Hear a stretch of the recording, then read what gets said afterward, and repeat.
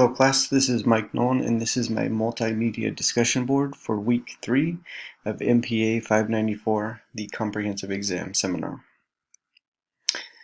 So here's a scenario that needs to be changed. Santa Ana police officers have been increasingly involved in at-fault traffic collisions. Just in this year alone, in doing the numbers, there has been an 86% increase in traffic collisions where Santa Ana police officers are not only involved but are determined to be at fault for the collisions. So what's at stake here is the lives of the public, obviously the community in which we serve. In a majority, if not all but one thus far, these police vehicles are colliding into citizen vehicles. In addition to the lives of the public that's at stake, we have the lives of our employee.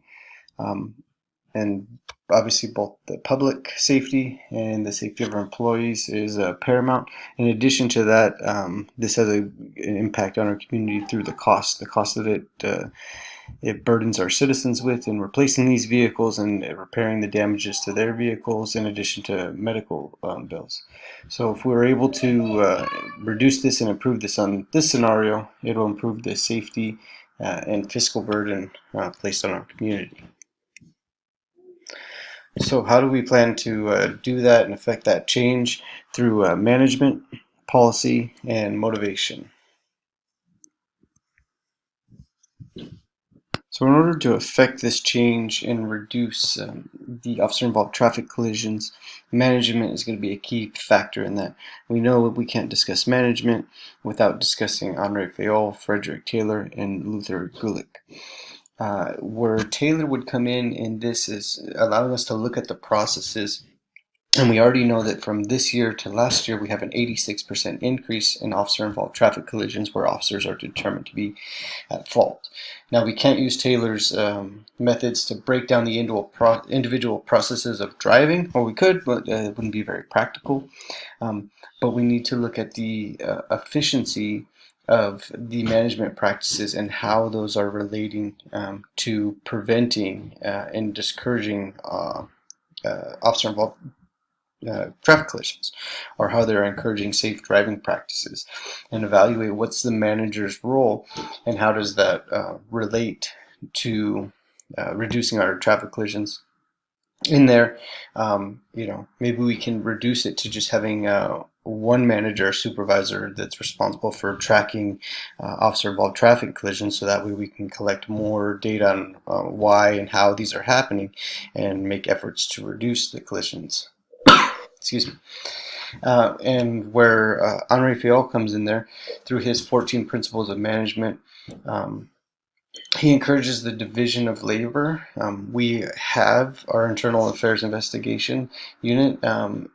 We could develop a specific unit within internal affairs that just looks at officer-involved collisions and examines those collisions, makes discipline practices associated with those collisions. And this would give us the centralization that Fayolle advocates for, and putting all officer-involved traffic collisions to one specific division within the Internal Affairs Division. In addition to that, when looking at our organization as a whole, a majority of our officers are new, younger officers with less than 3 years of patrol experience.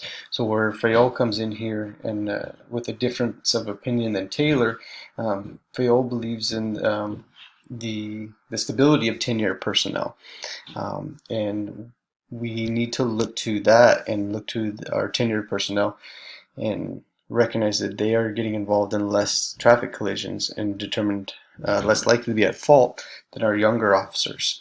So while Taylor may not agree with the idea of the non-disposability of the employee, Fayolle recognizes that tenure is valuable to the organization, and it is specifically valuable to our organization as results to traffic collisions, because our senior officers are not getting involved in traffic collisions in nearly the record numbers that our junior officers are. And lastly, I think Gulick ties this all together through Pause Corp. Excuse me. and understanding the manager's responsibility in all this. While our individual officers have a responsibility to ensure that they are executing safe driving practices in an effort to reduce officer-involved traffic collisions, our managers have a responsibility in overseeing that to ensure that those things are being done in an effort to reduce these traffic collisions we're having. And I think Gula kind of ties it all in together. Because he believes in this division and coordination of work, like Taylor, like Fayol, and also like Weber. Sorry, excuse me.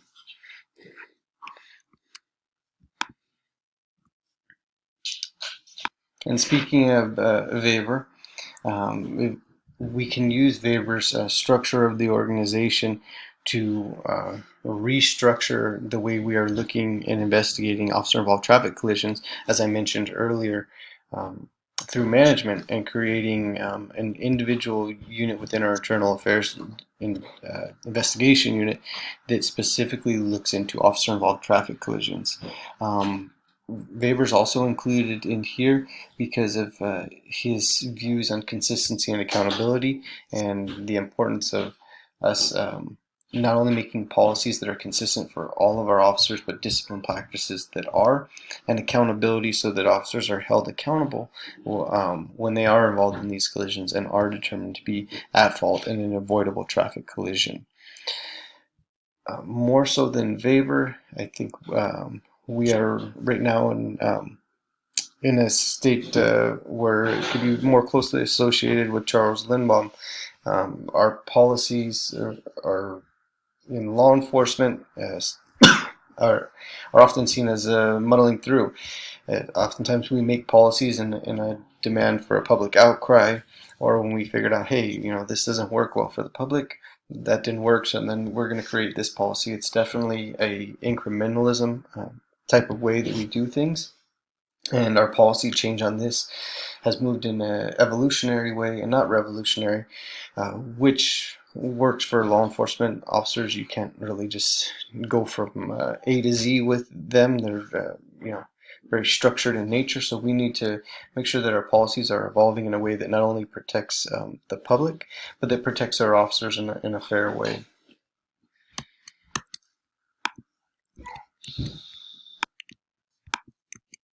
And lastly is Maslow and his motivation. You see here the hierarchy of needs. We need to evaluate this with our officers and see how this actually relates to them.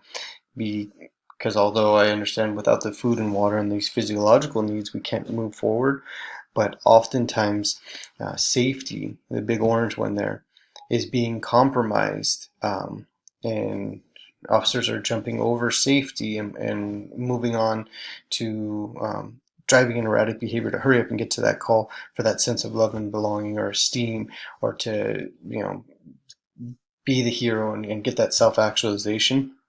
So we need to evaluate our officers' motivation and figure out what it is with their motivation that's creating these driving behaviors that are resulting in traffic collisions, and maybe rework it so that we're understanding the priority, and that, hey, if we don't get there safe, we don't get there at all, and we're no help, and therefore these other hierarchy of needs are not being met because we tried to bypass safety, we got in a collision, and now we can't continue on through this hierarchy of needs with our officers. Thank you for taking the time to watch this presentation, and I look forward to watching your guys' presentations as well.